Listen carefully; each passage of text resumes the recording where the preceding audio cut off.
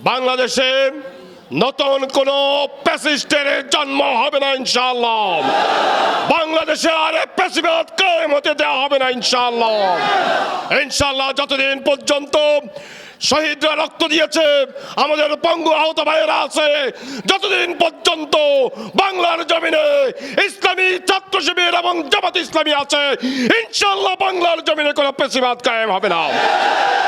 24-এর 5ই আগস্টের পর যে পেশিবাদ আমরা বিতাড়ন করেছি, যে পেশিবাদের বিরুদ্ধে আমরা একসাথে লড়াই করেছি, যে পেশিবাদের বিরুদ্ধে লড়াই করতে গিয়ে প্রায় 1,500-এর অধিক মানুষ শহীদ হয়েছে, সেই পেশিবাদের বিরুদ্ধে আবার কথা বলতে হবে, আমরা সেটা চিন্তা করি নাই।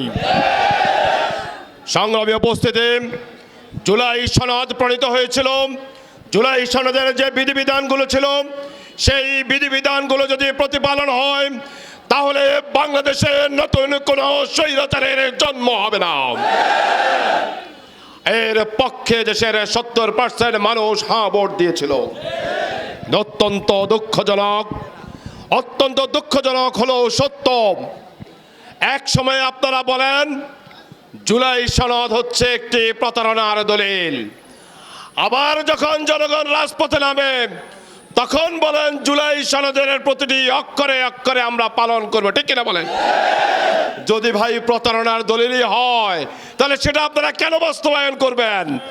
আবার বলেন গণভোটের রায় আপনারা বাস্তবায়ন করবেন। গণভোটে বলা হয়েছিল আপনারা সংবিধান প্রণয়নের জন্য কমিটি করবেন, সেই সংবিধান প্রণয়ন কমিটি না করে আপনারা সংস্কার কমিটি করতে যান।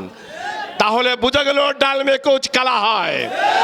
আমরা বলতে চাই বাংলাদেশে নতুন কোন প্যাসিস্টের জন্ম হবে না ইনশাআল্লাহ। বাংলাদেশে আর প্যাসিবাদ কায়েম হতে দেওয়া হবে না ইনশাআল্লাহ। ইনশাআল্লাহ যতদিন পর্যন্ত শহীদরা রক্ত দিয়েছে, আমাদের পঙ্গু আহত ভাইয়েরা আছে, যতদিন পর্যন্ত বাংলার জমিনে ইসলামী ছাত্র শিবির এবং জামাত ইসলামী আছে, ইনশাআল্লাহ বাংলার জমিনে কোনো প্যাসিবাদ কায়েম হবে না। আমরা উদাত্ত আহ্বান জানাতে চাই, বিনয়ের সাথে বলতে চাই, জুলাই সনদের যে প্রতিটি অক্ষরে অক্ষরে আপনারা বাস্তবায়ন করবেন বলেন, দয়া করে জুলাই সনদ বাস্তবায়নের দিকে অগ্রসর হন। আপনারা কেয়ারটেকার সরকার বুঝেন নাই, আপনারা কেয়ারটেকার সরকার মানেন নাই।